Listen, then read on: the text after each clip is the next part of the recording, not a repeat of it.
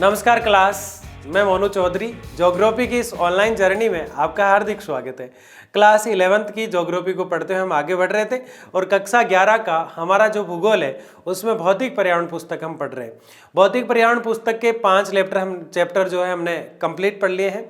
आज हमारा 6 वाला यानी छठा जो चैप्टर है वो शुरू हो रहा है। आज हमारे 6 वाले चैप्टर का लेक्चर नंबर 1 है और इसके बाद हमारा एक चैप्टर रहेगा जिसको हम बहुत जल्द करने वाले हैं। यानी कि मैंने आपसे जैसा वादा किया था कि आने वाली 20, 22 तारीख, 25 तारीख तक, 20 तारीख तक लगभग आपकी ये किताब जो है भौतिक पर्यावरण ये कंप्लीट हो जाएगी। लेकिन मैंने ये भी बताया कि कुछ लेक्चर थोड़े लंबे हो सकते हैं, लेकिन आपको देखना है क्योंकि वो ज्ञान के एक तरह से भंडार है। क्योंकि सिलेबस आता है आपका, बहुत लंबा सिलेबस है और मैं कोशिश कर रहा हूं कि लगभग इसको पूरा कराने का हम प्रयास करें। लेकिन जो आज हम 6 चैप्टर पढ़ने वाले हैं वो भारत की मिट्टियों की यानी मृदा की बात करेगा। और आज के इस चैप्टर में हम क्या पढ़ने वाले हैं ये हम देखते हैं। आज के इस चैप्टर में सबसे पहले हम मिट्टी की बात करेंगे कि मिट्टी किस प्रकार से बनती है, मिट्टी क्या होती है और कौन कौन सी मिट्टियां भारत में है। उसके बाद मिट्टी की जो परतें होती है, सहस्तर जिसे कहा जाता है सहस्तर, ठीक है ना। तो कै ख ग उसके डिवाइडेशन है, उसको हम देखेंगे। और उसके बारे में मृदा जो है उसमें कुछ विशेष बातें हम देखने वाले हैं।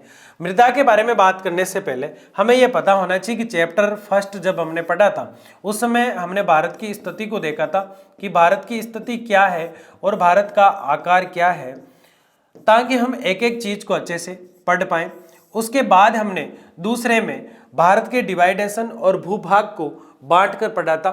उसके बाद हमने भारत के कई क्षेत्रों की नदियां वगैरह को पढ़ा था। इसमें हमने भारत के भूभाग को बांटा था। मैं एक बेसिक इंट्रोडक्शन करके आपको इस चैप्टर 6 से जोड़ना चाह रहा हूं, क्योंकि हम जब भी कोई चैप्टर पढ़ते हैं तो पहला लेक्चर हमारा पृष्ठभूमि को लेकर होता है कि इस लेक्चर में हमें पढ़ना क्या है और इस पूरे चैप्टर में हमें क्या जानना है। तो ये मिट्टी पे चैप्टर है यूं तो, लेकिन मिट्टी को समझने के लिए आपको किन किन चीज़ों की जरूरत होती है वो चीज़ें मैं आपको बता रहा हूँ। चैप्टर फर्स्ट हमने जब पढ़ा था उसमें हमने भारत की स्थिति और आकार की बात की और ये पूरी किताब भारत के पर्यावरण के नाम से है। इसे हम भारत का भूगोल भी कह सकते हैं, क्योंकि ये भारत के भूगोल के बारे में पूरी चर्चा कर रही है। भारत के भूगोल में स्थिति और आकार का पहला चैप्टर जो था वो भारत की लंबाई चौड़ाई, भारत का क्षेत्रफल, किस अक्षांश से लेकर किस देशांतर तक है, ये चीजें हमें बता रहा था। लेकिन दूसरा चैप्टर जैसे हमने शुरू किया वो भारत को 5 हिस्सों में बांट रहा था। उत्तरी पर्वतीय भारत का जो क्षेत्र है उसकी बात कर रहा था, भारत का उत्तरी पर्वतीय क्षेत्र, भारत के उत्तरी मैदान की बात कर रहा था, भारत के प्रायद्वीपीय पठार की बात कर रहा था, तटों की बात कर रहा था, भारत के द्वीपों की बात कर रहा था और भारत की जलीय चीजों की बात कर रहा था। लेकिन तीसरा चैप्टर जैसे हमने शुरू किया था तो आपने देखा कि हमने भारत की नदियों की बात की। गंगा, सिंधु और ब्रह्मपुत्र 3 बड़ी नदियों की बात करते हुए हमने सारी नदियों का जिक्र किया और बहुत अच्छे से उस चैप्टर को हमने शानदार तरीके से पढ़ा। लेकिन चैप्टर 4 जब हमने शुरू किया, चैप्टर 4 में हमने जलवायु को समझा और ये चैप्टर बहुत लेंथी हो गया था और लगभग 10 लेक्चर इसमें हुए थे। लेकिन जलवायु को हमने इस प्रकार से समझ लिया कि मौसम क्या होता है, जलवायु क्या होती है, मानसून क्या होती है, जेट स्ट्रीम क्या होती है, वायु दाब क्या होता है, पछुआ पवनें क्या होती है, कौन सी पवनें समताप मंडल में चला करती है, किस प्रकार से वायु राशियां एक दूसरे क्षेत्र में जाया करती है, कौन सी दिशा में हवाओं का रूट चेंज हो जाया करता है, माहुट क्या होती है, भारत में ज़्यादा वर्षा कहाँ से आती है, मौसम कब बदल जाता है, ऋतुएं सीजन क्या होती है, सीजन कितने प्रकार की होती है, ढेर सारी चर्चाएं, यानी ज्ञान का भंडार था जलवायु वाला चैप्टर। और अभी कुछ ही रिसेंटली कह सकते हैं जिसको हमने चैप्टर पढ़ा 5 और उसके अंदर हमने बात की थी भारत की जो महत्वपूर्ण बातें हैं, भारत की जो महत्वपूर्ण चीजें हैं, वन्य जीव और वन संरक्षण के बारे में, प्राकृतिक वनों की बात हमने की थी। प्राकृतिक वन टॉपिक का नाम था, लेकिन आप देख रहे हैं इसमें हमने वन्य जीवों की भी बात की, तो प्राकृतिक वन हमने पढ़े थे। अब ये जो 5 चैप्टर है इस 6 वाला जो चैप्टर है और इससे आगे हम 7 वाला जो चैप्टर पढ़ने वाले हैं, जो हमारा लास्ट चैप्टर है, इन दोनों पर कैसे असर डालेंगे। इस चैप्टर में हम बाढ़ और सूखे का अध्ययन करेंगे 7वें के अंदर। तो आपको खुशी तो होने लग गई होगी कि बहुत जल्द किताब ये वाली खत्म होने वाली है और वो वाली हम शुरू करेंगे। बाढ़ जो है शुरू करेंगे, उसमें लगभग 45 या फिर 50 के आसपास कोर्स हो रखा है और मैं तेजी से कराऊंगा उसको भी। सूखा, बाढ़ और सूखा, लेकिन यहाँ इसमें हम पढ़ रहे हैं मृदा। तो मैं आपको एक व्यू रचना बता रहा हूं कि ये चैप्टर इस किताब में थे और बड़े बड़े चैप्टर थे सारे, कहने को 7 थे लेकिन बड़े ही खतरनाक थे।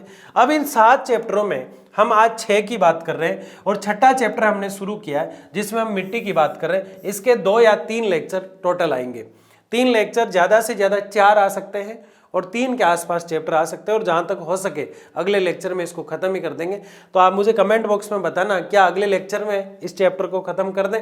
क्या आप में इतनी क्षमता है कि लंबा लेक्चर आप देख सकते हैं? ये मुझे कमेंट बॉक्स में आप बताएं, तभी मुझे पता चलेगा। ठीक है, अगर आप ये कहते हैं कि लंबा लेक्चर मत कीजिए सर, तो फिर कोर्स में समय लगेगा, फिर कोई ये नहीं कहेगा कि सर कोर्स इतना धीमे कैसे, क्योंकि हम शुरू से लेक्चर डाल ही रहे, लेकिन कोर्स इतना आपका लेंथी है कि इसके लिए 2 क्लासों की जरूरत पड़ती है। तो हम 2 क्लासें 1 लेक्चर के माध्यम से आपको दे रहे हैं। मृदा की परतों की बात हम करेंगे और मृदा के बारे में विशेष जानकारी हम देखने वाले चैप्टर 6 में। मिट्टी जो है वो किन तत्वों का संयोजन लेकर, किन तत्वों से मिलकर अपना निर्माण करती है और अपने आप को डेवलप करती है, ये सारी चीजें इसमें हम देखेंगे। तो बिना समय गवाए आज के इस लेक्चर को हम शुरू करते हैं। मृदा, मृदा का मतलब होता है मिट्टी। कोई दिक्कत नहीं है, मिट्टी कह दो इसको, ठीक है, मिट्टी अच्छे से समझ में आ जाता है। यह धरातल का एक महत्वपूर्ण कारक है। अब मिट्टी नहीं तो धरातल कैसा? अगर धरातल है तो क्या होनी चाहिए? मिट्टी होनी चाहिए। अगर मिट्टी है तो धरातल होना चाहिए, धरातल है तो मिट्टी होनी चाहिए, एक दूसरे के पर्याय। क्योंकि मिट्टी बगैर कोई धरातल का मजा नहीं है, ना देखने का मजा, ना कृषि करने का मजा, ना पानी फैलाने का मजा, कुछ भी मजा नहीं है। मिट्टी महत्वपूर्ण कारक है। इसके अलावा मृदा यानी मिट्टी जो है वृक्षों, घास, फसलों का पोषण करती है। यानी मिट्टी से, अब छोटी छोटी चीजें हैं इसमें। पहला जो लेक्चर है हमारा बहुत सिंपल है, यानी कोई वृक्ष खड़ा है यहाँ पे, तो वो किससे खड़ा है? ठीक है ना, ऐसा ही बना पाता हूं मैं।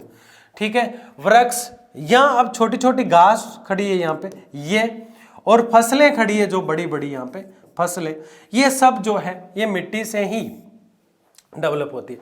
यानी वृक्ष हो, चाहे पेड़ हो, चाहे क्या बता रहा है घास हो, ये सब मिट्टी से डेवलप होते हैं। किससे डेवलप होते हैं? मृदा से डेवलप होते हैं। किससे डेवलप होते हैं? लेकिन इसके लिए इनको क्या चाहिए? मृदा किसके बगैर, मृदा जो है, मिट्टी जो है, इसको मिट्टी बोलेंगे हम ताकि आपको समझ में आता रहे। बार बार मृदा थोड़ा अटपटा लगता है, आप सोचिए क्या आ गया एकदम से मृदा, है ना, मिट्टी बोलेंगे। मिट्टी जो है उसके बगैर कोई भी जो है वनस्पति उग नहीं सकती। लेकिन कुछ वनस्पति ऐसी होती है जो जल के अंदर उगा करती है, तो वो एक अपवाद होती है, वो एक अलग लेवल होता है उसका, जल के अंदर। जैसे कमल का फूल है, जल के अंदर उगता है। जैसे कुछ वनस्पतियां ऐसी होती है जो पहाड़ों के ऊपर पत्थरों के बीच में खिल जाया करती है, उसकी अलग जनजाति होती है। कोई बाबा जी होते हैं जो सिर में बालों के बीच में घास लगा लेते हैं, वो एक अलग ही अपवाद होती है। कुछ हाथ में उगा लेते हैं, वो एक अलग बात होती है। अभी वायरल हो रहे हैं एक बाबा जी जिन्होंने यहाँ जौ उगा लिए थे अंदर।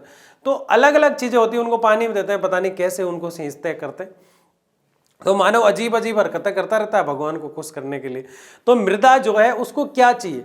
मृदा यानी मिट्टी को सबसे पहले चाहिए अच्छा जलवायु, क्लाइमेट कैसा है उस हिसाब से मृदा अपने आप को ढाल लेती है। पहली चीज ये बेसिक चर्चा कर रहे हैं हम मृदा पे।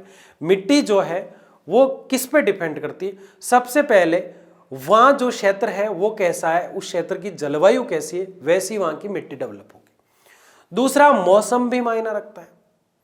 तीसरा, वहां का तापमान कैसा है, ह्यूमस जिसे कहा गया है, यहाँ पे ह्यूमस नाम से पढ़ेंगे तापमान को। यहाँ वहां का तापमान कैसा है, वहां जल की मात्रा कैसी है, तब मिट्टी अपना रंग दिखा पाएगी, तब मिट्टी अपना काम कर पाएगी। अब मिट्टी तो जलोढ़ है, अब उसमें फसल बो दी। आप सोचे सर, आपने कहा जलोढ़ और दोमट मिट्टी जो होती है वो तो सबसे उपजाऊ होती है दोमट, और दोमट मिट्टी हमारे यहाँ है, लेकिन फसल हुई ही नहीं, क्योंकि उसको पानी चाहिए, वो चाहिए उसको, तभी फसल हो पाएगी। उसको अच्छा तापमान चाहिए, तभी फसल हो पाएगी। अगर मिट्टी को तापमान नहीं मिला, अगर मिट्टी को जलवायु नहीं मिला, अगर मिट्टी को मौसम नहीं मिला, एक उचित पर्यावरण उसे नहीं मिला, तब तक मिट्टी जो है वो एक फसल को पैदा नहीं कर सकती। ये उसके महत्वपूर्ण कारक होते हैं, ये इसके घटक होते हैं, ये इसके अलाइनमेंट होते हैं, ये इसके तत्व होते हैं जिससे मिट्टी डेवलप होती है।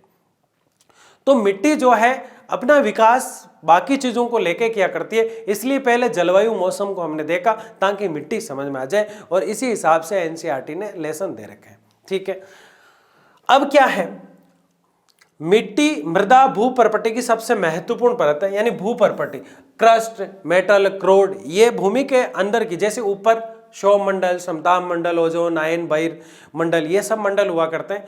जो एटमॉस्फेयर यानी वायुमंडल के जो मंडल है, जैसे क्षोभ मंडल ट्रोपोस्फेयर से शुरू होते हैं, वैसे ही पृथ्वी के अंदर क्रस्ट, क्रोड, मेटल ऐसे परतें बनी हुई है अंदर की तरफ, जो हमने उस किताब में बात की थी दूसरी वाली में।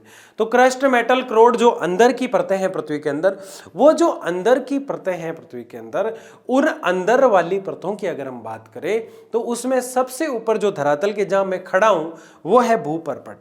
तो भूपर्पटी किससे बनी हुई है? भूपर्पटी मिट्टी से बनी हुई है। आगे तो चट्टानें आ जाएगी, आपस में टकराती है, 3 प्रकार की चट्टानें होती है। परतें अलग चीज है, क्रोड, मेटल, क्रस्ट परतें होती है। क्षोभ मंडल, समताप मंडल वायुमंडल की परतें होती है, हवा की परतें होती है। क्रोड, मेटल, क्रस्ट जो होती है पृथ्वी के अंदर की परतें होती है, जबकि परतें अलग है और चट्टानें अलग होती है, कायंत्रित, अवसादी और आग्नेय, ये हमने पढ़ी है। देखो ध्यान से समझना, वायुमंडल जो होता है, वायुमंडल जिसे हम एटमॉस्फेयर कहते हैं, उसकी परतें अलग होती है 5 प्रकार की, क्षोभ मंडल, समताप मंडल। जबकि पृथ्वी जो होती है उसकी परतें 3 होती है, क्रोड, मेटल और क्रस्ट 3 होती है, पृथ्वी की परतें 3। ठीक है, इसको अच्छे से लिख देते थोड़ा, कितनी होती है भाई? 3 होती है, 3। ठीक है, जबकि पृथ्वी जो है उसमें चट्टानें जो होती है, वो चट्टानों के जो प्रकार होते हैं वो 3 होते हैं। चट्टानें 3 प्रकार की हुआ करती है। एक होती है आग्नेय, एक होती है अवसादी, एक होती है कायंत्रित। ये पृथ्वी है और इस पे एक पर्वत है, यहां इस पर्वत के पास है पृथ्वी में से गर्म पदार्थ निकलता है। क्या निकलता है? गर्म पदार्थ। ये जो गर्म पदार्थ होता है अंदर से निकलने वाला, यहां पे निकल रहा है, ये कहलाता है मैग्मा। क्या कहलाता है ये? मैग्मा। और ये मैग्मा जैसे ही बाहर आता है तब तक गर्म होता है। अंदर से आपको पृथ्वी पता है तरल है, और तरल पदार्थ जैसे ही पर्वतों के पास से निकलना शुरू करता है, जहां खड्डा बनाता है, ज्वालामुखी खड्डा कहते हैं उसको, ज्वाला यानी आग निकल रही है, तो ज्वालामुखी किसे कहा जाता है? पर्वत के पास से आग निकलती है, ज्वालामुखी होती है। अब वो आग तरल पदार्थ में गर्म पानी होता है, वो बाहर निकलना कचरा होता है, थोड़ा ठोस अवस्था में धीरे धीरे आने लग जाता है, और वो जैसे ही ठंडा होता है तब उसको कहते हैं लावा। तो मैग्मा और लावा जो है, मैग्मा था पहले बाहर निकला जब तक, और बाहर निकल के लावा बन गया, तो मैग्मा लावा जैसे ही बन के एक ठोस अवस्था के कारण ये बनने लगते हैं, तो ये आग से एक चट्टान बनने लग जाती है। मैग्मा को या आग कहा गया, और आग के ठंडे होने से यह चट्टान बन जाती है, तो इसे इग्नियस कहा जाता है। क्या कहा जाता है? इग्नियस। इग्नियस का मतलब ये हुआ आग्नेय चट्टान। क्या हुआ भाई? आग्नेय चट्टान। और ये मेडिटस जो है ये होती है अवसादी। अब इनमें से कुछ कण क्या करते हैं? उड़ उड़ कर यहाँ इकट्ठे होते रहते हैं इस प्रकार से, और ये कण जो होते हैं ये कचरा होता है, और कचरे को कहते हैं अवसाद। क्या कहते हैं? अवसाद। और अवसाद के कारण जो चट्टानें बन जाती है वो होती है अवसादी चट्टानें। कौन सी होती है भाई? अवसादी चट्टानें।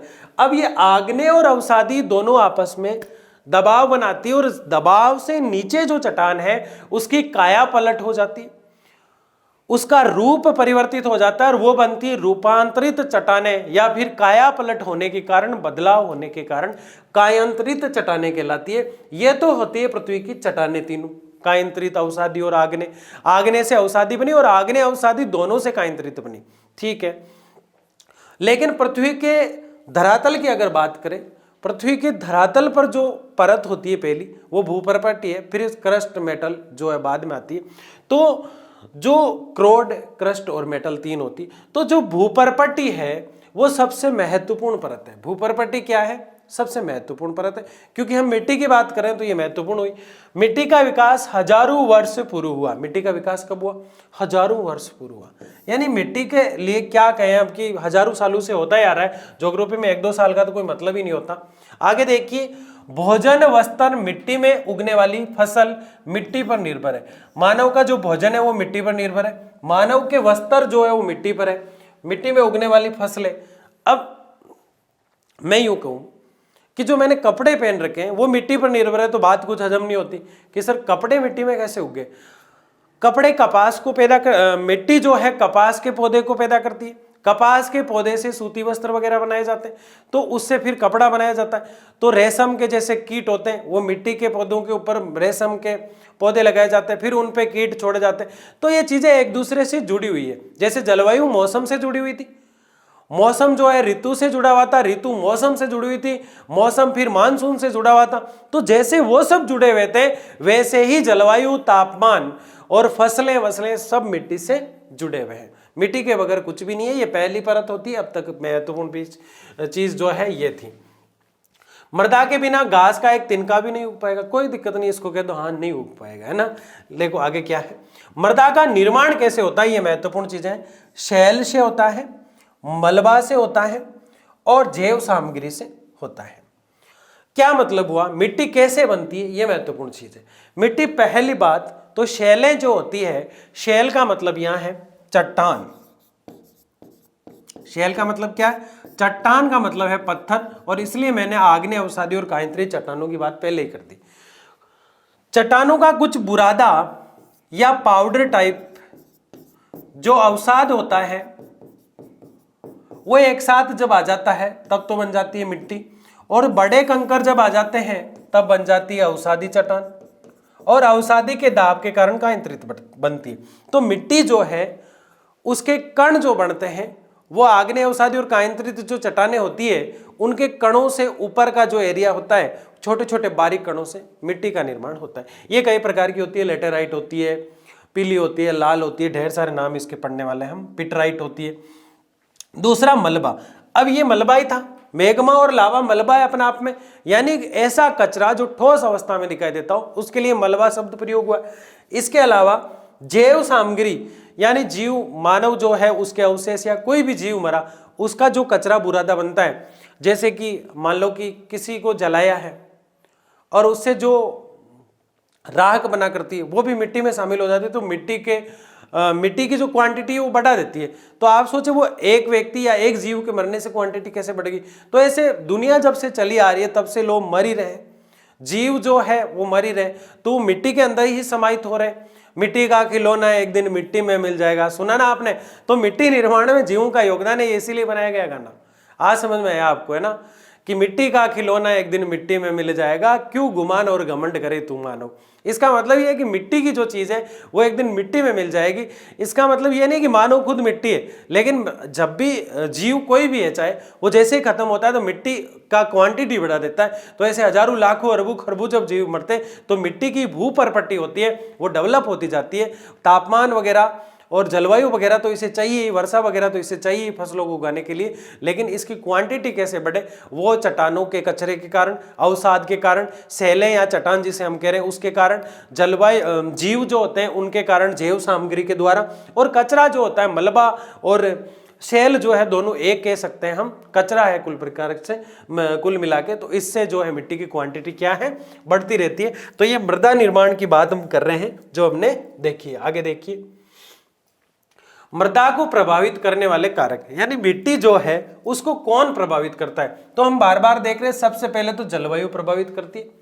उष्ण कटिबंधीय जलवायु हो चाहे शीत हो, कई प्रकार की जलवायु होती है। गर्म है तो उष्ण है, गर्म है तो क्या है, उष्ण है। ठंडी है तो क्या है, शीत है। गर्म और ठंडी दोनों है तो उष्ण शीतोष्ण है, उष्ण शीतोष्ण। ढाल वाली जलवायु है, जैसे चाय कॉफी के लिए होती है, क्योंकि चाय कॉफी गल जाया करती है तो समूचे खेती होती है, तो वो समूचे जलवायु है वहां पे। कौन सी, चाय और कॉफी की जो खेती होती है वो आप देख रहे हैं कि असम के इन क्षेत्रों में होती है, क्योंकि ढाल वाला क्षेत्र चाहिए, नहीं तो ये पानी में गल जाया करती है, इसलिए समूचे खेती की जाती है। तो समूचे जलवायु है। और यहाँ उदाहरण मिट्टी का दिख रहा है आपको, तो ये मिट्टी कैसे डेवलप हो रही है। जलवायु अच्छी चाहिए सबसे पहले, इसको क्लाइमेट अच्छा चाहिए, तभी मिट्टी डेवलप हो पाएगी, नहीं तो नहीं हो पाएगी। दूसरी बात, ऊंचा वच, उबड़ खाबड़, ऊंचा नीचा, इस्तला करती। ऊंचा वच को हम क्या कह सकते हैं, इस्तला करती, इस्तला करती, इस्तला करती कह सकते हैं। जीव रूप, जीव जो है उसके रूप की बात हो रही।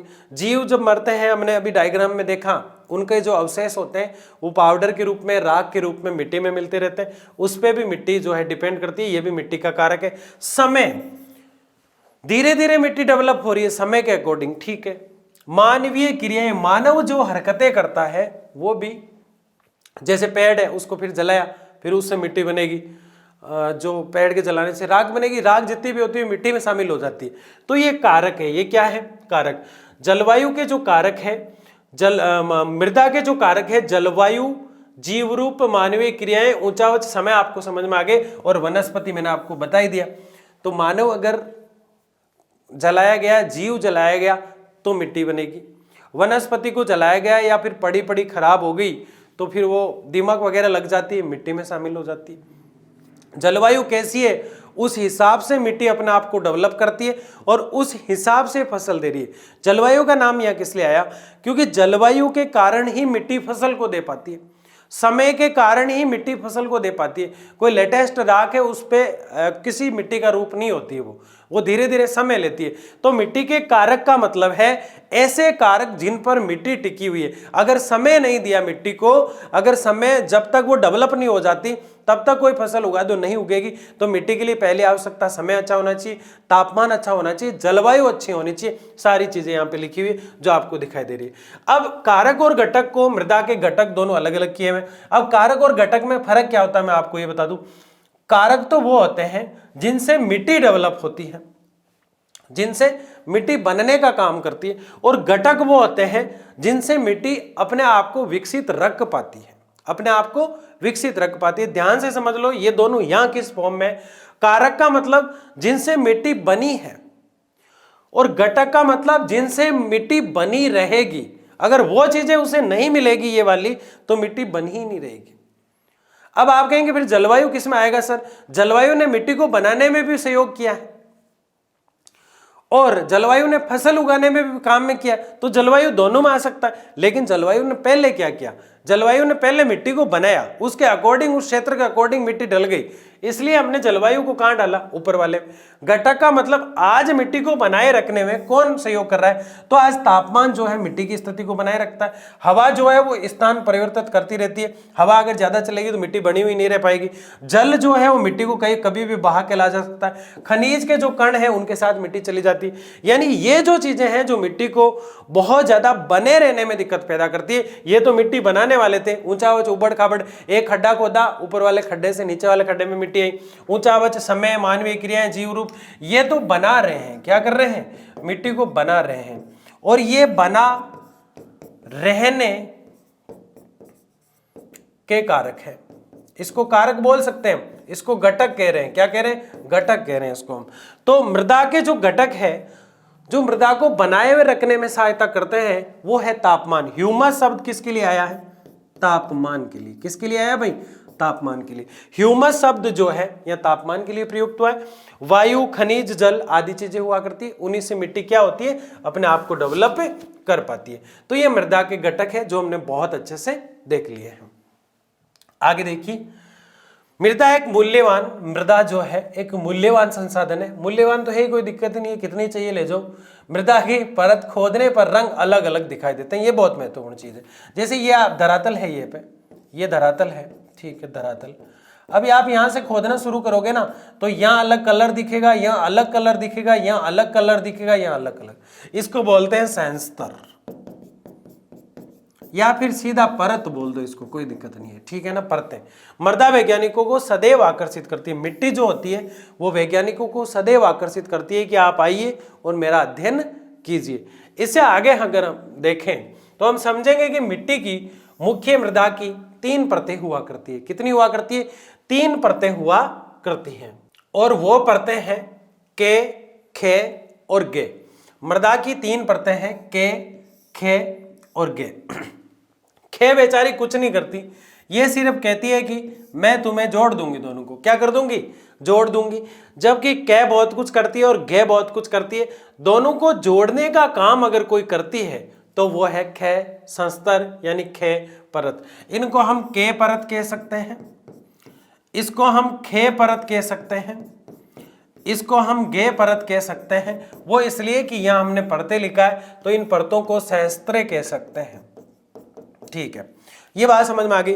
अब हम डिटेल से अगर देखें इन तीनों परतों को, कोई भी मिट्टी, जरूरी नहीं है जलोढ़ हो, जरूरी नहीं है दोमट हो, कोई भी मिट्टी है उसकी 3 परतें होगी। कितनी परतें होगी, 3 परतें। दिमाग में बैठा लो, पहला सवाल यहां से ही बन रहा है कि मिट्टी की परतें कितनी होती है, तो 3 होती है और 100 में से 100% एग्जाम में पूछा जाएगा। के संस्तर या के परत सबसे ऊपरी खंड है। जैसे ये धरातल है, ये धरातल है और यहाँ कोई भी मिट्टी वाला क्षेत्र है, माना कि ये दोमट मिट्टी का क्षेत्र है। किसका क्षेत्र है, दोमट मिट्टी का। तो खोदना शुरू करोगे तो माना कि यहाँ से लेके यहाँ तक अंदर तक दोमट ही मिट्टी रहेगी, ये नहीं कि अंदर दूसरी मिट्टी आ जाएगी। ये दोमट मिट्टी जो है, ये 3 स्टेप मैंने इसके बना दिए इस प्रकार से। तो ऊपर वाली जो परत होगी मिट्टी की वो कैसा स्तर है, ये सबसे ऊपर होती है, सबसे ऊपर। तो देखो कैसा स्तर दिखाई दे रही है आपको, सबसे ऊपर, सबसे ऊपर, कोई दिक्कत नहीं है। इसके अलावा अनिवार्य जैव पदार्थ, मुझे बताओ जीव अगर खत्म हुआ है, कोई भी जीव, तो जो खत्म हुआ है तो उसकी जो राख बनी है जीव की वो कहाँ मिली है।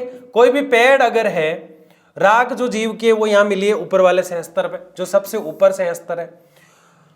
उसके अलावा कोई भी पेड़ जो है वो सड़ गया और उसके सड़ने के बाद या फिर पेड़ के पड़े रहने के कारण उस पेड़ में दीमक लग गई, वो जो दीमक लगेगी वो भी कहाँ लगेगी, ऊपर वाले सहस्तर में। कहाँ लगेगी भाई, ऊपर वाले सहस्तर में। तो ये चीज हमने देखा कि ऊपर वाला सहस्तर बहुत महत्वपूर्ण होता है। तो सबसे ऊपर, इसको मैंने खाली इसलिए किया ताकि हम लिख सके यहाँ, ये सबसे ऊपर है। क्या है, सबसे ऊपर। ठीक है, इसके अलावा अनिवार्य जैव पदार्थ यानी कोई राख बनी तो यहां मिलेगी। कोई पेड़ पौधा अगर दीमक लग के खराब हुआ तो वो इसी स्तर पे मिलेगा। अब क्या है, पोषक प्लस जल तत्व, जल जो है वो भी तो यहां मिलेगा, पानी जो है धरातल के ऊपर ही रहेगा, और पोषक तत्व, जो भी पोषक तत्व चाहिए मिट्टी को वो सारे इस ऊपर वाले से मिलेंगे। यानी धरातल के जो 3 रूप में मिट्टी ये दिखाई दे रही है आपको, इसमें जो ऊपर वाला जो एरिया है वो बाकी जो मिट्टी के 2 स्तर है उनको सब कुछ देने का कार्य करता है। अब इससे नीचे जैसे खे स्तर आएगा वो गे स्तर को सप्लाई करेगा, कहां से, के स्तर से लेके।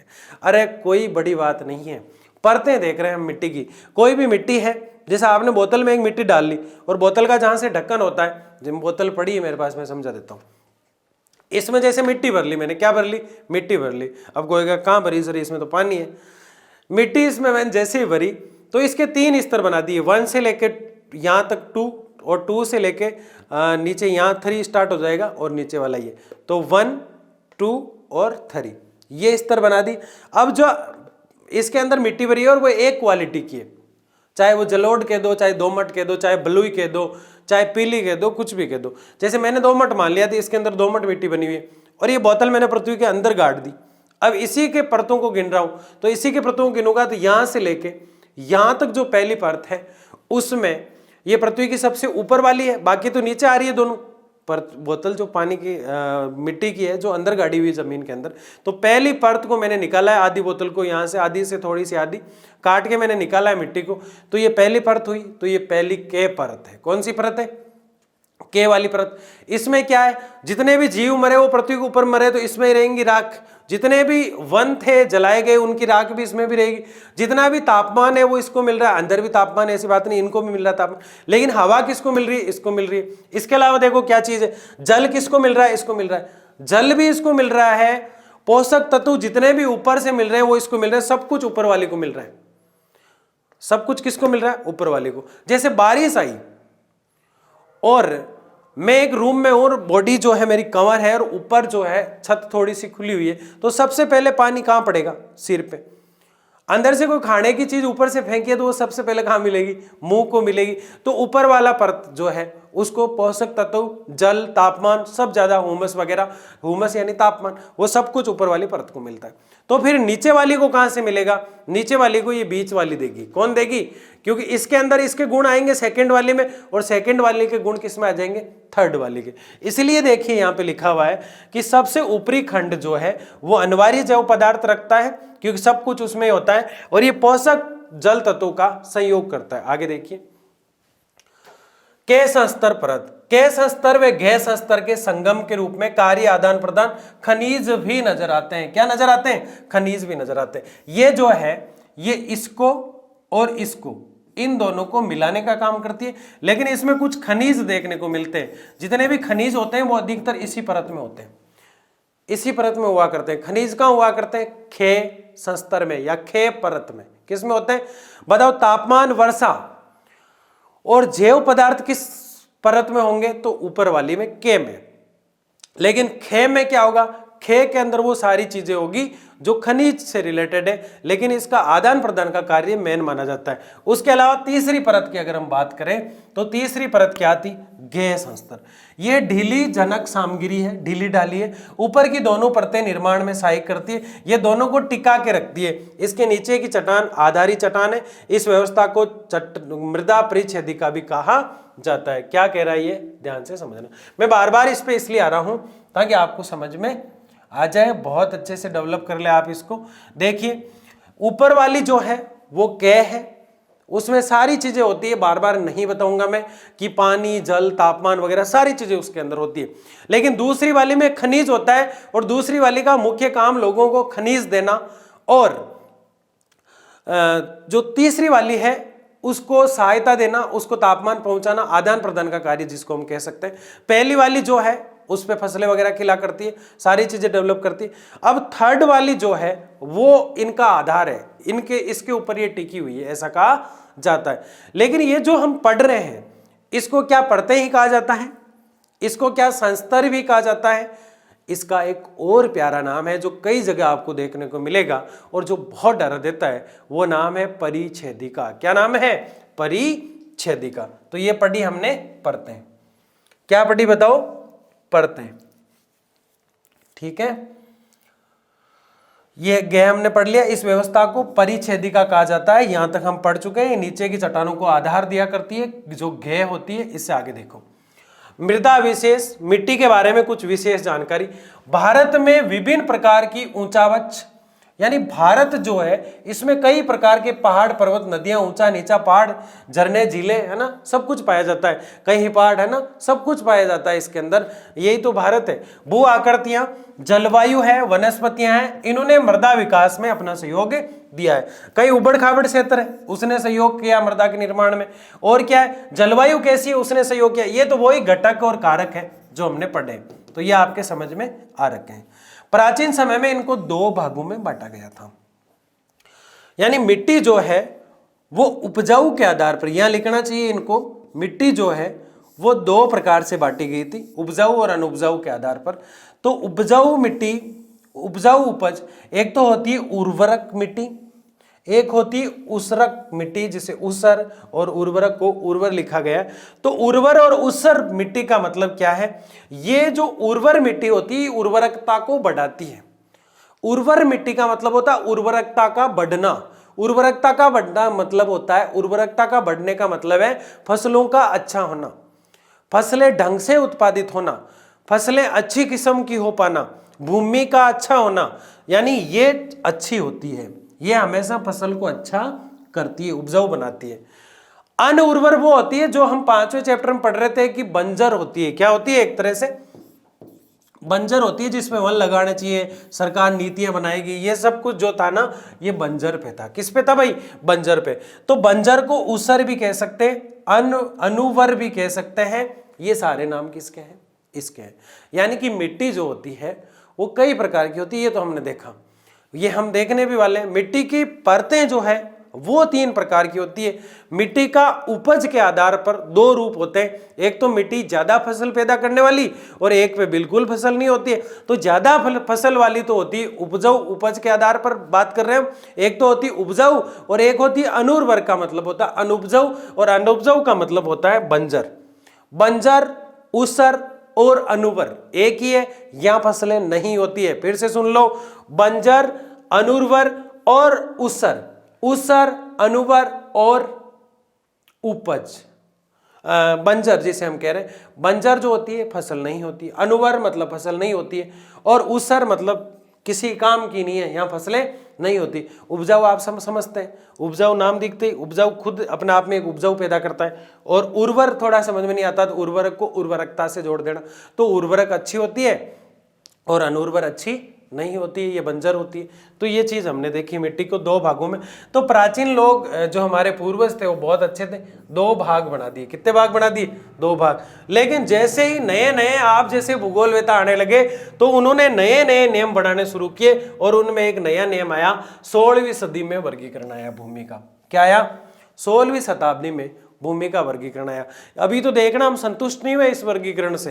भारतीय लोग भारतीय वर्गीकरण से और भारत की बातों से संतुष्ट होते ही नहीं है, उन्हें विदेश की जरूरत पड़ती है। वनों में भी हमने देखा, यूनेस्को से हमने जो वन नीचे जीव मंडल जो क्षेत्र है वो बनाए, 11 बनवाए उससे, और 6 हमने खुद ने बनाए। क्या हम 18 खुद नहीं बना सकते थे? बना सकते थे। तो यूनेस्को की कहां जरूरत पड़ गई? वैसे ही यहां विदेशी वर्गीकरण भी आने वाला है, कुछ देर में आप देखेंगे। लेकिन ये 16वीं सदी में जो वर्गीकरण बनाया गया ये इस प्रकार से था। ये जो वर्गीकरण है मिट्टी का, रंग के आधार पर था, ढाल के आधार पर था और नमी के आधार पर था। मेरी बात को ध्यान से समझना, जो हमारे पूर्वजों ने सबसे पहले मिट्टी का वर्गीकरण किया वो 2 प्रकार का था। सीधा सीधा एक तो जो ज्यादा फसल देता था वो उपजाऊ था, और एक अनुपजाऊ जो फसल नहीं देता था, अनुपजाऊ। अनुपजाऊ को उर्वर भी कहा गया, बंजर भी कहा गया, और उपजाऊ जो है वो अपने आप में उपजाऊ है। तो ये जो 2 प्रकार है ये तो हमारे पूर्वज या प्राचीन समय में बांटे हुए हैं। लेकिन 16वीं शताब्दी के अंदर हमने और तरीके से मिट्टी को बांटा। रंग के आधार पर काली है, पीली है, लाल है, सफेद है, किस प्रकार की मिट्टी है, रंग के आधार पर बांटा उसको। ढाल के आधार पर कौन सी मिट्टी ज्यादा ढाल पे, कौन सी ऊपर वाली ढाल पे, तो उसके क्या गुण है। और नमी, कौन सी मिट्टी में ज्यादा गीलापन है, कौन सी में ज्यादा सूखापन है, उस हिसाब पे बांटा। तो हमने मिट्टी को कितने रूप में बांटा? 3 रूप में बांटा। ठीक है, रंग, ढाल और नमी। इसके अलावा जो मिट्टी के प्रकार निकल के आए वो 4 निकल के आए, और मिट्टी को 4 नामों से जाना जाने लगा। बलुई मिट्टी जो बिल्कुल बालू की तरह दिखाई देती थी, मरण में मिट्टी जो किसी काम की नहीं है, मर चुकी है, 500 मिट्टी, और दोमट मिट्टी जिसको आज दोमट कहा जाता है। तो ये 4 प्रकार मिट्टियों के सामने आए। कितने प्रकार आए? 4 प्रकार। किसके आधार पर आए ये प्रकार? रंग, ढाल, नमी के आधार पर 16वीं शताब्दी में मिट्टी को जब बांटा गया तो उसे 4 प्रकार में बांटा गया, बलुई, मरण में, पांसु और दोमट। मैं आपसे ये कह रहा हूं कि 2 वर्गीकरण तो हमारे पूर्वज कर गए, लेकिन उपजाऊ और अनुपजाऊ होना तो यही चाहिए कि या तो मिट्टी उपजाऊ है या अनुपजाऊ है। लेकिन ये बात हमें हजम नहीं हुई, उपजाऊ और अनुपजाऊ। हमने इस बात को हजम नहीं करते हुए 16वीं शताब्दी में नए नए भूगोलवेत्ता आए और उन्होंने कहा हम मिट्टी का वर्गीकरण करते हैं। रंग कैसा है, रंग कैसा है मिट्टी का, ढाल कैसी है मिट्टी की, सूखी है या नमी है, आर्द्रता कैसी है उसमें। तो रंग, ढाल और आर्द्रता 3 रूपों में बांटा। रटना कुछ भी नहीं है, मिट्टी को उठाओ, रंग कैसा है देख लिया, कोई बात नहीं। फिर ढाल पे थी या जमीन से उठाई आपने, वो देख लो। फिर सूखी है या गीली है ये देख लो। 3 रूपों में बांटा और 3 रूपों से 4 प्रकार देखने को मिले हमें। और 4 प्रकार जो है, एक तो दोमट, जो आज दोमट कहलाती है, उसका नाम दोमट था। एक जो मरी हुई थी मरण में, और एक बालू मिट्टी की तरह बलुई, और एक पांसु जो पशु क्षेत्रों में पाई जाती थी। तो बलुई, मरण में, पांसु और दोमट। बलुई, मरण में, पांसु, दोमट। ठीक है ना। तो ये आपको याद करना है ना। बलाय, मरमत, 500 दू, ऐसे याद रख लो, है ना। बलाय एक शब्द होता है जिसका मतलब होता है बिल्कुल गया गुजरा। तो कोई 500 रुपए मांगता है किसी से, मान लिया जाए थोड़ी देर के लिए, तो वो देने वाला क्या कहता है? बलाय, मरमत। बलाय यानी बलुई, मरमत यानी मरण में, 500 यानी 500 रुपए, दू यानी देना हूं। बलाय, मरमत, 500 दू, ऐसे याद रखना है। कर लोगे या नहीं कर लोगे, और ट्रिक कैसी है, याद होता है कि नहीं होता है, ऐसे मुझे बताना। इन मिट्टियों के रंग की अगर बात करें तो वो रंग भी 3 प्रकार से बांटे गए। लाल, पीली, काली। लाल, पीली, काली, लाल, पीली, काली, लाल, पीली, काली। खाली पीली नाम बना दिए यार, कोई मतलब नहीं है, लाल पीली काली। क्या मतलब था यहाँ पे? प्राचीन समय में मिट्टियों को दो भागों में बांटा। मिट्टी की जब हमने बात शुरू की तब हमने देखा कि मिट्टी की 3 परतें होती है। यहां तक बात समझ में आ रही थी। मिट्टी महत्वपूर्ण घटक होती है। मिट्टी के लिए तापमान चाहिए, मिट्टी के लिए जलवायु चाहिए, मिट्टी के लिए समय चाहिए, मिट्टी के लिए राख चाहिए, मिट्टी के लिए जैव चीजें मायने रखती है। जैव सामग्री जो होती है, मिट्टी के लिए खनिज जो है वो बनते हैं, वो क्षय स्तर में बनते हैं। ये चीजें हमने देखी। मिट्टी को 3 स्तर पर बांटा गया, परतें बांटी गई, क्या खेक गए, और तीनों परतों को हमने देख लिया। समझ में आ गई बात। लेकिन मिट्टी को 2 रूपों में बांटा गया हमारे बुजुर्गों के द्वारा। वो जो परतें थी वो तो स्तर है उसके, वो तो खंड है। लेकिन मिट्टी जो जितनी भी मिट्टी है पूरे इंडिया में, उसको 2 ही रूप दिए, एक तो उपजाऊ वाली है, एक अनुपजाऊ वाली, जिसको एक को तो बंजर कह रहे थे, एक को उपजाऊ कह रहे थे हम। ठीक है, ये हमने देख ली। लेकिन 16वीं शताब्दी में कुछ भूगोलवेताओं को कीड़े खाए और उन्होंने कहा कि भूमि जो है उसके ऊपर, धरातल के ऊपर जो मिट्टी है वो 3 रूप में हमें देखनी चाहिए। रंग के आधार पर, ढाल के आधार पर, आर्द्रता के आधार पर। अगर हम देखें तो बलुई मिट्टी होगी। इसके अलावा बलुई के बाद क्या ट्रिक थी हमारी? बालू मिट्टी को हम क्या कह रहे थे? बलुई मिट्टी कह रहे थे। उसके अलावा मरण में मिट्टी होगी, मरण में के बाद पांसु मिट्टी होगी और दोमट मिट्टी होगी। लेकिन ये इन तीनों से मिट्टियां ये बनेगी। लेकिन फिर एक जने का मन हुआ, उसने कहा रंग के आधार पर बांटूंगा मैं। तो ये कौन सी बड़ी बात थी? उसने कह दिया लाल, पीला, हरा, गीला, पीला, नीला। तो 3 नाम दिए थे उसने, लाल, पीला और काला। लाल, पीला, काला आप भी कह सकते हो। तो ये रंग के आधार पर 3 बांट दी और आज हमें याद करने पड़ रहे हैं। कोई याद रटने वाली तो कोई चीज ही नहीं है, ये तो आपको ट्रिक से याद हो गए। जो है बलुई वाला रही है सारे, और 3 डिवाइडेशन जो हमने किए, 3 डिवाइडेशन से 4 मिट्टियां निकली और पहला जो डिवाइडेशन था उसके रंग यहां दिए हुए। ये बात आपके समझ में आ गई। आगे देखिए, मृदा सर्वेक्षण विभाग 1956 में बना। मिट्टी के बारे में, ये जो मिट्टी खोद रहे हैं इनकी निगरानी या फिर मिट्टी के बारे में जो कंप्लेन सुनेगा, वो जो विभाग है वो 1956 में बना। देखो हर जगह एक सन आ रहा है, उस चैप्टर में भी हमने देखा कुछ सन आ रहे थे। वन संरक्षण अधिनियम कब बना, वन्य जीव संरक्षण अधिनियम कब बना, वन और वन्यों के संरक्षण अधिनियम कब बने, 1976 में कौन सा बना, 92 में कौन सा बना, 2003 में संशोधन किसमें हुआ, सारी चीजें हमने देखी है। और आपको याद होनी चाहिए, सन एक पेज में लिख लो अलग से। ठीक है, तो यहां कौन सा बना है? यहां मृदा सर्वेक्षण विभाग बना है भारत का, जो 1956 में बना। तो फिर बताओ 1952 में क्या बना था? 1952 में बना था वन संरक्षण अधिनियम। क्या बना था? वन संरक्षण अधिनियम, जिसमें 1976-72 के अंदर कुछ चेंजिंग किए गए। सबसे पहले दामोदर घाटी मिट्टी का अध्ययन हुआ। बहुत महत्वपूर्ण बात है, 1 नंबर का सवाल आ सकता है। सबसे पहले भारत में किस मिट्टी पर अध्ययन हुआ? तो दामोदर घाटी परियोजना का नाम आपसे सुना होगा। तो दामोदर की जो मिट्टी है उसके बारे में सबसे पहले प्रशिक्षण शुरू हुआ, उसके बारे में सबसे पहले बात हुई। सबसे पहले दामोदर घाटी मिट्टी का अध्ययन शुरू हुआ और उसी पे फिर मिट्टियों का अध्ययन शुरू होने लगा। कृषि अनुसंधान, जिसकी चर्चा हमने पहले भी की, ICAR परिषद कहलाती है। कृषि जो अनुसंधान होता है, जो मिट्टियों की चर्चा करता है, वो ICAR कहलाती है। अब जब हम भारत की बात कर रहे थे कि पूर्वजों ने 2 रूपों में बांटा, 16वीं शताब्दी में भारतीयों ने 3 रंग, ढाल और आर्द्रता के आधार पर मिट्टी के 4 प्रकार बताए और रंग के आधार पर लाल, पीला, लाल, काला और पीला बताया। लेकिन फिर कहा 1956 में हमारा जो है मिट्टी का सर्वेक्षण करने वाला, मिट्टी को चेक करने वाला, सर्वेक्षण यानी जांच करने वाला, संरक्षण यानी उसकी सुरक्षा करने वाला डिपार्टमेंट बन गया। लेकिन हमने विदेश की बात नहीं की, कृषि अनुसंधान की बात भी कर ली। तब बात आई विदेश की कि अमेरिका के कृषि विभाग, जिसको USDA कहा जाता है, USDA यूनाइटेड स्टेट जो है डिवीजन ऑफ एग्रीकल्चर, ने इस प्रकार वर्गीकरण किया। उन्होंने अपना ही वर्गीकरण दे दिया। ICAR ने USDA मृदा वर्गीकरण के अनुसार भारत की मिट्टियों को निम्नलिखित क्रम में वर्गीकृत किया। लो, हो गई बात। पूर्वजों वाला पढ़ लिया हमने, कोई दिक्कत नहीं आई हमें। लेकिन भारत वालों ने जो बांटे 16वीं शताब्दी में, वो भी हमें एक्सेप्ट थे। तो इन्हें कहा यार सारे बच्चों को याद हो रहे हैं, अब हम विदेश वाले लाते हैं। तो अमेरिका में बैठे व्यक्तियों ने भारत की मिट्टी का वर्गीकरण किया। लेकिन अब करें क्या? हमारी बदकिस्मती है, हमारे यहाँ एक्सपर्ट कम है क्या भूगोल के? हमारी मिट्टी का हम खुद नहीं कर सकते। लेकिन अमेरिका के रिसर्च सेंटर ने यहाँ की मिट्टी का वर्गीकरण प्रस्तुत किया है और वो इस प्रकार है। तो समझिए वो वर्गीकरण क्या है, एक एक को हम देखते हैं। सबसे पहले इंसेप्टी सोल्स की बात की उन्होंने। अमेरिका का जो शोध संस्थान है, अमेरिका का ये शोध संस्थान है, इसने भारतीय मिट्टियों को इस प्रकार बांटा है। सबसे पहले इसने कहा इंसेप्टी सोल्स भारत के अंदर सबसे ज्यादा होती है और ये लगभग 40% है। कितनी है? लगभग 40%। इंसेप्टी सोल्स जो है वो भारत में लगभग 40% है। कितनी है भाई? 40%।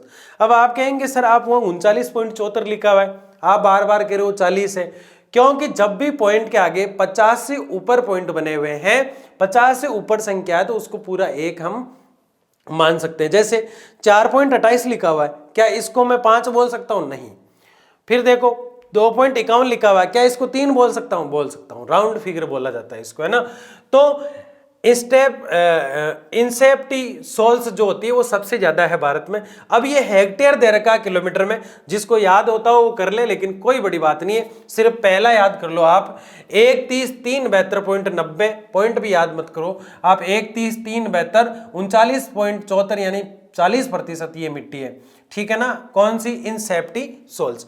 उसके बाद नाम आता है एंटी सोल्स। क्या नाम आता है? Anti souls. एंटी सोल्स जो मिट्टी है वो भारत के अंदर 28% है। कितनी है भाई? 28%। तो सबसे ज्यादा कौन सी? इंसेप्टी सोल्स। उसके बाद एंटी सोल्स, ठीक है। उसके बाद 13%, 13.55% जो है वो एल्फी सोल्स है। कौन सी है? तो इंसेप्टी एंटी एल्फी, इंसेप्टी एंटी एल्फी, ऐसे याद करना है इनको। इंसेप्टी एंटी एल्फी, वर्टी एरिडी अल्टी मोली, ऐसे रटना पड़ेगा आपको चाहे कुछ भी हो जाए। तो 3 तो आप याद कर ही लो, या 3 तो आपको याद हो ही जानी चाहिए।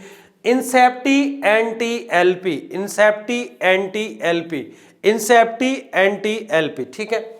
ये 3 आपको याद हो गई। सबसे ज्यादा यही है, सबसे ज्यादा यही है, तो ये सबसे पहले याद हो जानी चाहिए। ज्यादा याद नहीं हो तो कोई दिक्कत नहीं है, लेकिन इंसेप्टी एंटी और एल्पी सोल्स का मतलब मिट्टी है, ये सब में लगा हुआ, आपको चिंता नहीं करना है। आपको नाम सिर्फ ये निकालना है। जैसे यहां इसमें सिर्फ मोली नाम बचा, मोली, इसमें अल्टी, इसमें एरिडी, एरिडी की मात्रा इस तरफ आएगी, कोई ना लगा देंगे अपन, एरिडी, एरिडी, ठीक है। इसकी वर्टी ऊपर वाली याद थी आपको वैसे, वर्टी एरिडी अल्टी मोली, वर्टी एरिडी अल्टी मोली, वर्टी एरिडी अल्टी मोली। कैसे याद कर रहे हो? इंसेप्टी एंटी अल्पी, इंसेप्टी एल्टी अल्पी, 3 ऐसे याद हो जाती है। फिर ये आराम से याद हो जाती है, वर्टी एरिडी अल्टी मोली, वर्टी एरिडी अल्टी मोली, वर्टी एरिडी अल्टी मोली। आप सोल्स मत लिखो, कोई दिक्कत नहीं है। ये जो सोल्स दिखाई दे रहा है आपको, ये पहले आप मत लिखो, इसका मतलब मिट्टी होता है, ये बाद में लिख देना, कोई दिक्कत नहीं। लेकिन नाम मुझे कमेंट बॉक्स में चाहिए, चाहे कुछ भी हो जाए। प्रत्येक बच्चा जो देख रहा है वीडियो, चाहे आज देख रहा है, चाहे 10 दिन बाद देख रहा है, चाहे 20 दिन बाद देख रहा है, कमेंट बॉक्स में इसके नाम लिखना है, आपको एक ही बार में याद हो जाएंगे। कैसे याद रखना है? इंसेप्टी एंटी एल्पी वर्टी एरिडी अल्टी मोली, अपना मिट्टियों का नाम। अमेरिका का विभाजन है, भारत वाले तो आपको वैसे याद हो गए। पहले 2 उपजाऊ और अनुपजाऊ, कोई दिक्कत नहीं, आप सीधा लिख देना उपजाऊ और अनुपजाऊ, कोई दिक्कत नहीं है। अनुपजाऊ बंजर होती है, उपजाऊ उपजाऊ होती है, ठीक है। अब उसके अलावा नमी के आधार पर, ढाल के आधार पर, आर्द्रता के आधार पर हमने बांटा, और जो है बलुईर, वो मरणमेर, वो पानसूर, ये सारी मिट्टियां हमने पढ़ी, और रंग के आधार पर लाल, पीली, पीली जो है देख ली थी हमने। लेकिन अमेरिका ने जो विभाजन किया है उसको पढ़ने के लिए हमें इंसेप्टी एटी एल्पी याद करके और फिर 5 को एक साथ बोलना है, वर्टी एरिडी अल्टी मोली, ऐसे याद कर लोगे। बताओ मोली सोल्स कितनी है? 2.92, यानी बहुत कम है, ठीक है। उसके अलावा अल्टी सोल्स कितनी है? 2.51, ठीक है। एरिडी सोल्स कितनी है? 4.28, ठीक है। वर्टी सोल्स कितनी है? 8.52। तो ये आसानी से याद हो जाती, कोई इतनी बड़ी बात नहीं है, कोई लोड लेने वाली ज्यादा बात नहीं है, इनको आसानी से आप पढ़ सकते हैं। अब ये आप कहे तो मैं बोल सकता हूं, लेकिन इनका कोई मतलब नहीं है। एक तो लास्ट वाला याद, अन्य जो मिट्टियां हैं वो है ये अन्य वाली, मोलसी सोल्स 0.40 ही है, आप देख लेना इसको। ये सारणी आपकी किताब में है, आप अच्छे से देख सकते हो। मैंने तो सिर्फ इसको इसलिए लिया है, सबसे ज्यादा जो है इनसेप्टी जो मिट्टी है उसकी बात करने के लिए। उसके अलावा ये नाम कैसे याद करना है, ये सोल्स डराने के लिए था, जैसे पतझड़ वनों के पहले था, जैसे अर्ध सदाबहार के पहले था, जैसे कांटादार वनों के पहले था, जैसे सदाबहार वनों के पहले था उष्ण कटिबंधीय शब्द लिखा हुआ था, ठीक वैसे ही इनके पीछे सोल्स लिखा हुआ है, जिससे आप डरो या आपको नहीं बोलना है। आप एंटीसेप्टी बोल सकते हो, आप सीधा जो है वर्टी बोल सकते हो, ऐसे इनको याद करना है और ये आपको याद करना ही है, नहीं तो 12th में बहुत परेशान करेगी। तो ये हमने क्या देखा, मिट्टियों का प्रकार देखा। भारत की मिट्टी की उत्पत्ति रंग संयोजन अथवा अवस्थिति के आधार पर भारत की मिट्टियों को निम्नलिखित प्रकारों में वर्गीकृत किया गया है। ये भारत की जो मिट्टियां हैं जिसको हम अगले लेक्चर में बहुत डिटेल से एक एक को पढ़ने वाले हैं, लेकिन आप यहां देख लीजिए कि हम कौन कौन सी मिट्टियों को पढ़ने वाले हैं। हम जलोढ़ मिट्टी की बात करेंगे, जो जल के साथ लोड होकर आई है। हम काली मिट्टी की बात करेंगे, हम लाल और पीली मिट्टी की बात करेंगे, हम लेटेराइट मृदा की बात करेंगे, हम सूखी वाली मिट्टी की बात करेंगे, शुष्क मृदाएं, हम लवण मृदाओं की बात करेंगे, पिटमय मृदा की बात करेंगे और वन में जो मिट्टी होती है उनकी बात करेंगे। कितनी होगी, 1 2 3 4 5 6 7 और 8 प्रकार की मिट्टियों की बात करेंगे। देखो इस लेक्चर में हमने क्या देखा, सबसे पहले मिट्टी की कुछ बातें की थी ताकि मिट्टी को अच्छा लगे, फिर मिट्टी की परतें देखी थी, सहस्तर जिसे कहते हैं, सहस्तर, जिसको हम के, खे और गे बांट रहे थे। फिर हमारे पूर्वजों ने 2 भाग किए मिट्टियों के, वो हमने देखे। फिर 16वीं शताब्दी के अंदर 3 भाग हुए, 3 भागों से 4 मिट्टियां बनी और एक रंग जो था उसके 3 रंग बने, ये हमने देखा। उसके बाद हमने जो विभाजन है वो अमेरिका का विभाजन देखा और जिसमें हमने समझा कि अमेरिका का जो विभाजन है वो किस प्रकार से, लेकिन भारतीय जो विभाजन है वो हम देख चुके थे पहले, फिर अमेरिका का देखा। मैं आपको ये बात इसलिए बता रहा हूं कि पहले जो देखा भारत का वर्गीकरण था, फिर हमने वर्टीर जो देखा था एंटीसेप्टिर, ये अमेरिका के द्वारा भारतीय मिट्टियों का वर्गीकरण था। लेकिन ये क्या है ये समझाना चाह रहा हूं, ये भारत के अंदर पाई जाने वाली मिट्टियों के प्रकार है कि भारत में किस स्थान पर कैसी मिट्टी पाई जाती है। जैसे ये जलोढ़ है किस राज्य में होगी इसको हम देखेंगे, काली कहाँ होगी, लाल कहाँ होगी, लेटेराइट कहाँ होगी, पिटमय कहाँ होगी, लवणीय कहाँ होगी, शुष्क कहाँ होगी, वन मृदा कहाँ होगी, और चैप्टर में सिर्फ यही बच्चा है, इसलिए चिंता नहीं करना। आपको पृष्ठभूमि इस चैप्टर की पूरी तरह से समझ में आ गई और आधा चैप्टर भी समझ में आ गया, ये मानो आप इस लेक्चर से। तो ये चीज आपको अब समझना है। तो बहुत बहुत धन्यवाद, आपने शानदार तरीके से, मस्त तरीके से लेक्चर को समझा। अगले लेक्चर में हम जो है मिट्टियों के प्रकार की बात करेंगे कि जलोढ़ मिट्टी जो है, पीली मिट्टी, पिटमय मिट्टी कौन कौन सी होती है और किस प्रकार से होती है। कमेंट बॉक्स में बताइएगा आपको किस प्रकार से जो है समझने में कोई समस्या आ रही है और या पूरा समझ में आ रहा है, जरूर बताइएगा। बहुत बहुत धन्यवाद।